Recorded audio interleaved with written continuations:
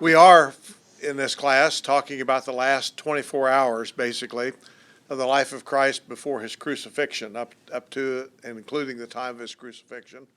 We've spent several weeks just getting to the point where he comes before Pilate, which is where we're going to go today. Last week we saw Jesus being arrested in the garden by the temple guards, brought before the Sanhedrin in the middle of the night. We talked about what was motivating possibly the Jewish leaders: anger, jealousy maybe fear of losing their authority and their place in Jewish life. And then also, and Curtis talked about this morning, Jesus not following what they thought was the law, especially in terms of healing on the Sabbath. They felt like Jesus was violating one or more of the laws of Moses. And because of their traditions and because of their long history of those traditions had the force of law, and they were ready to enforce that. So we believe all of that played a part in the action of the Pharisees. We also said that Jesus used specific language in his responses to them, which would have led them to believe that he believed that he was divine. He used the phrase, "I am," rather than "I am he" or "I am the one." He also used the phrase, "Son of Man," coming in the clouds of heaven. That was used by Daniel in the book of Daniel to describe the Messiah. And the Pharisees would have known, and the Jewish leaders would have known about that scripture, as well as what the meaning of the word "I am" was, rather than "I am he" or "I am the one." So this week we're going to continue through that night. We're going to start here kind of with Peter's denials of Jesus. Jesus is now before the Sanhedrin, and we're kind of going to go off to the side here. We're going to look at Peter and his denials. His denials are really, they're another major incident here during this time. All of the gospel accounts, each one of the four, mentions the denials of Peter. They all include slightly differing accounts. If you read all four accounts, they don't quite just go word for word, but they're all there, and the essence of everything is there. But they all acknowledge the denial, and they all acknowledge the reaction of Jesus and of Peter with these denials. And we're familiar with this story. Peter, as far as we know, doesn't run into the countryside following Jesus' arrest, as do the other disciples. He and John kind of tag along behind the temple guards and the arrested Jesus as they take Jesus to the Sanhedrin, evidently to see what will happen. And here's the account as told in Mark's gospel, and I'm just going to read this account. "You will all fall away," Jesus told them, "for it is written, 'I will strike the shepherd, and the sheep will be scattered.' But after I have risen, I'll go ahead of you into Galilee." And Peter declared, "Even if all fall away, I will not." "Truly I tell you," Jesus answered, "today, yes, tonight, before the rooster crows twice, you will disown me 3 times. But Peter insisted emphatically, "Even if I have to die with you, I'll never disown you." And all the others said the same. They took Jesus to the high priest. And all the chief priests, the elders, and the teachers of the law came together. Peter followed at a distance, right into the courtyard of the high priest, and there he sat with the guards and warmed himself at the fire. While Peter was below in the courtyard, one of the servant girls of the high priest came by, and when she saw Peter warming himself, she looked closely at him. "You were also with him, that Nazarene, Jesus." Well, you're not Peter, but you're available over here. But he denied it. He said, "I don't know or understand what you're talking about." And he went out into the entryway, and when the servant girl saw him there, she said it again to those standing around. She said, "This fellow's one of them." And he denied it. And after a little while, those standing near said to Peter, "Surely you're one of them, because you are a Galilean." And he began to call down curses, and he swore to them, "I don't know this man you're talking about." And immediately the rooster crowed the second time. And then Peter remembered the word Jesus had spoken to him, before the rooster crows twice, you'll disown me 3 times. And he broke down and he wept.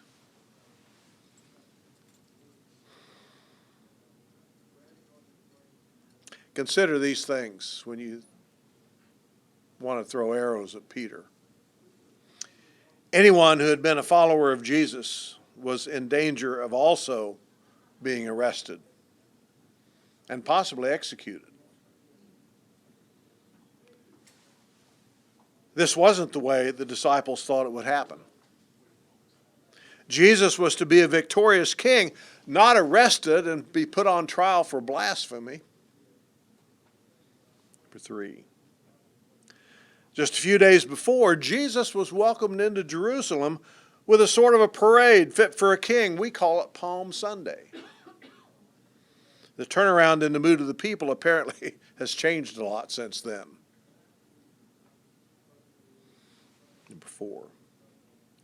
Judas betrayed Jesus. Maybe Judas was right. Maybe he knew something we don't know. Maybe Jesus wasn't who he said he was, and he deserved what he was going to get. Number 5. Everything's kind of a blur. It's all confusion in the minds of Peter and John. The Sanhedrin aren't supposed to hold a trial in the middle of the night. There was a lot of tension in the air. Jesus wasn't supposed to allow himself to be arrested. He was instead supposed to lead a political revolt. This wasn't working out at all like we thought it should.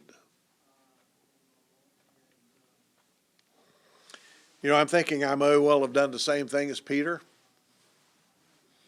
It's kind of tough for me to say, but man, I put myself in that position, and you know, I might want to save my own skin too. Or not even have been there, maybe gone along with the other disciples out into the night someplace. I don't know. What would you have done?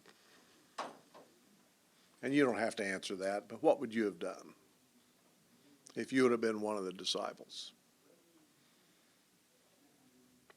The ending to this sad portion of the story, however, is that Jesus took Peter back. And Peter himself came back to Jesus. That's a pretty good teaching moment for us. Now, if we continue to follow Mark's account in the last 24 hours, we come next to Jesus being handed over to Pilate by the Jewish council. And before he's given over to Pilate, we go to Luke. Luke records a second trial before the entire Sanhedrin after his initial appearance before the high priest and Peter's denial. Actually, 2 trials. Here's Luke's mention of that trial. What he says, at daybreak, the council of the elders of the people, both the chief priests and the scribes, met together, and they led Jesus into their Sanhedrin, and they said, if you are the Christ, tell us. That's in chapter 22, verse 66. Mark alludes to a second trial in 15:1. Mark says, early in the morning, the chief priests with the elders and scribes and the whole council immediately held a consultation, and binding Jesus, they led him away and delivered him to Pilate. This too was after the appearance before the chief priests and also after Peter's denial. And according to Lenski's commentary, there indeed were 2 trials, one before the high priest in the middle of the night, and another before the entire Sanhedrin about daylight. Between these 2 events, Jesus may well have been held in some kind of a dungeon for safekeeping. We saw that in the video last week. None of the Gospels mention his being held in a prison or a dungeon, but where else would they have put him? They wouldn't have just sat him on a chair someplace and told him to wait. They would have done something to him during that time. Okay, let's go with the Adam Hamilton video here, number 4, if I can get that going. And let's take a look at this quickly.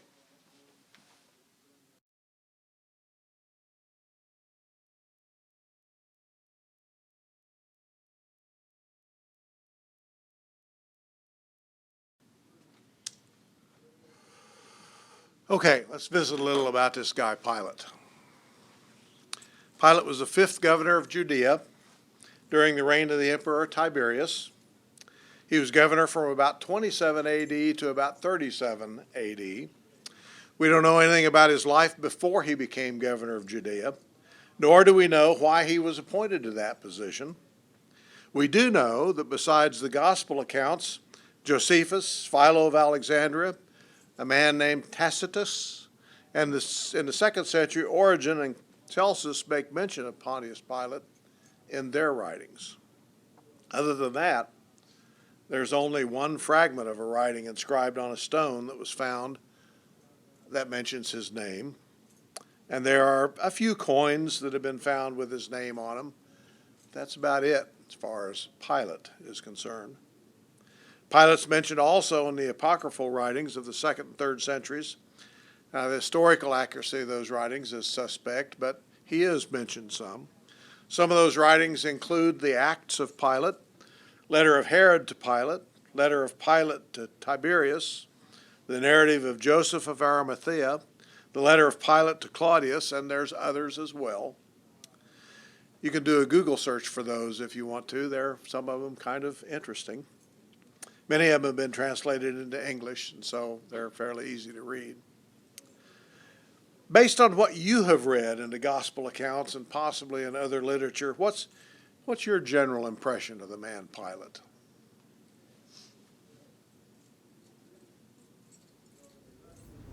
He wanted to keep his position. He wanted to keep his position. Wanted to keep his position. How was this going to be a threat to his position? They were yelling, "Give us this one. Crucify him."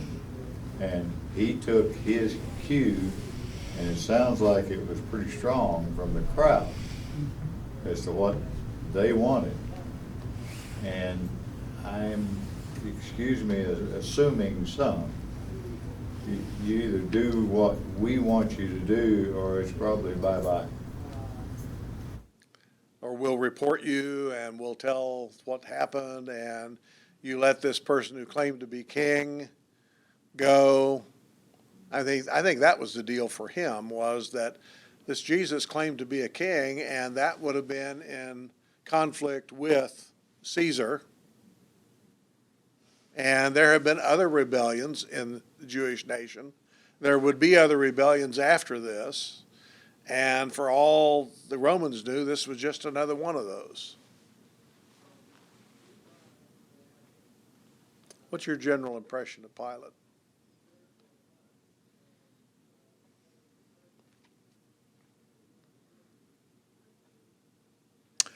Well, in Mark's account, Jesus says nothing in his defense against the charges. Some say that Roman law would, in the case of someone not presenting a defense, mean that he was guilty. There's no presumption of innocence there. There's a presumption of guilt if you don't say anything. In any event, Jesus says nothing to Pilate at this time, at least in Mark's account. Now, in other accounts, Jesus is recorded of having a conversation with Pilate at times. John gives the most regarding conversation with Pilate. Let me just read this. Pilate entered his headquarters, and he called Jesus, and he said to him, "Are you the king of the Jews?" Jesus answered, "Do you say this of your own accord, or did others say it to you about me?" And Pilate answered, "Am I a Jew? Your own nation and the chief priests have delivered you over to me. What have you done?" Jesus answered, "My kingdom is not of this world. If my kingdom were of this world, my servants would have been fighting that I might not be delivered over to the Jews, but my kingdom is not from this world." And then Pilate said to him, "So you are a king?"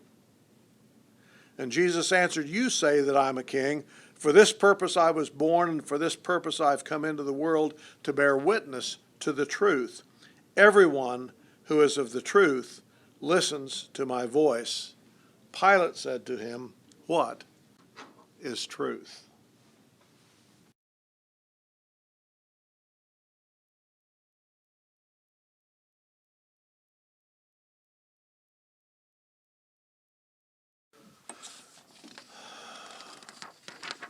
Okay, what's going on here with this question?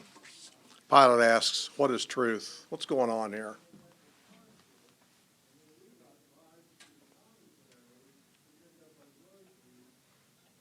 Why did he ask that question?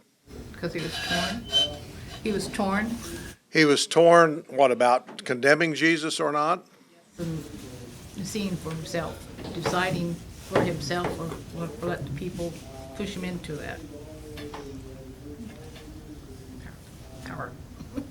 And he didn't know the truth of the situation? Or he was afraid to say he knew the truth. What's going on here? Is it Pilate that's struggling to find the truth here? Is it Pilate struggling to find the truth of whether Jesus is guilty or not? Is there more going on here than just that?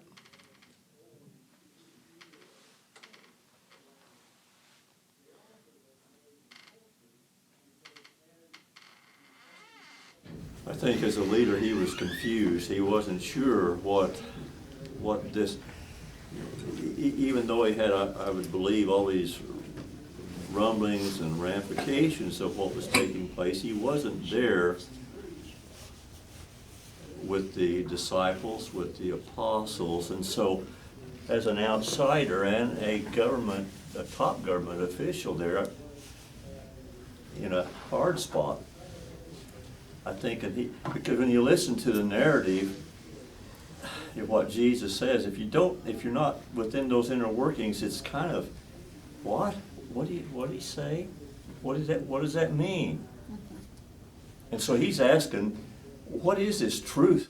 Jesus says, my kingdom's not of this world. That in and of itself is something that most people would have no understanding of, would have no comprehension of, because this world is all that people knew. That's right. And so that's a bizarre statement. And you're saying, well, you've got me so confused, are you crazy? And then Jesus said, if my kingdom would have been in this world, do you think that my followers would have let me be arrested? Yeah. And his wife had also said, don't have anything to do with this just man. That's in Matthew, I think, yeah. And so he probably had some input from her and say, man, I don't know what to do here. I mean, you think about it, if any of us in that circumstance, in that government hype, you think, the angst there. Yeah, I think his brain was pretty well addled right now. It's pretty well mushy right now in terms of what is and what isn't, what should be and what shouldn't be. And I think this is probably something different than he's ever had to decide before. I mean, his other decisions may have been hard, but they weren't. And he may have even thought, is Jesus a crazy guy? My kingdom's not of this world. That's kind of crazy talk. He didn't want to go against Caesar. Yeah. He didn't want to go against Caesar. No, Pilate didn't want to go against Caesar. And here this guy's claiming to be a king, but he's claiming his kingdom's not of this world. Well, what world is it? I don't know any other worlds besides this one. I think there's a lot of play going on here. I think only Luke records Pilate sending Jesus to Herod right now at this time. And maybe that's one reason why he did, is because he didn't, what do I do with this guy? Herod sends him back to Pilate, and then Pilate asks the crowd what prisoner they'd like to have him release for him. And they stirred up the crowd, said they wanted Barabbas. Jesus ought to be put to death.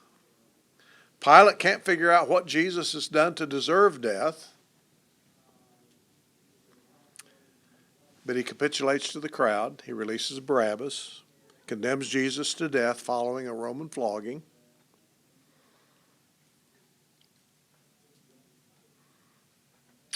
I don't want to go into great detail on the Roman flogging. I could have shown you something from this movie about that, but I'm not going to do that. Didn't Pilate say, I washed my hands of this? Yep. There's one of the gospel accounts says that Pilate did that. He actually did that, I believe, publicly. Yeah, he did. And that's just another indication of saying, I don't know what to do. That's not my deal. It was a Jewish situation. It seemed to me that Pilate didn't think that there was really anything against Rome here, that Jesus was no threat to Rome, that it was entirely a Jewish thing. But Pilate's kind of like a lot of people that are in authority. You know, we want the positive response from the crowd. You know, I don't want to be hauled into account for something that I've said or something I've done here. So the easy way out, this guy's a Jew. He may be crazy. He may be nutty. His kingdom says he's not of this world. He's you know, we'll just get rid of him and that'll take care of it. Yeah, I don't know. And it's possible also, Pilate ordered Jesus to be flogged.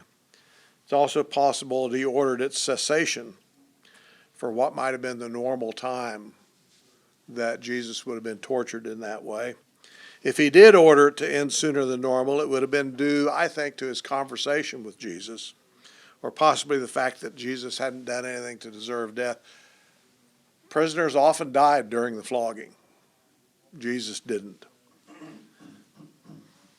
Now, if I'm not mistaken, this Passion of the Christ video does show Pilate ordering the flogging to stop. Now, there's nothing in Scripture about that, but I would not be surprised if that happened. Okay. No, we got to stop. The bell's going to ring in just a minute or so. We're going to stop. We're going to continue this next week. And hopefully we'll get at least to the crucifixion by the end of February. We've got 3 more weeks to go. We'll see what we can do with that. We will go on and we will talk about next week. We'll mention Barabbas a little bit more. And we'll talk about the Roman soldiers. And we will talk about Jesus' torture and how abhorrent that is to us in Western culture. But I will also give you an example in modern Western culture where not that many years ago this kind of thing happened and it was considered to be an accepted thing in this nation. All right. Thank you.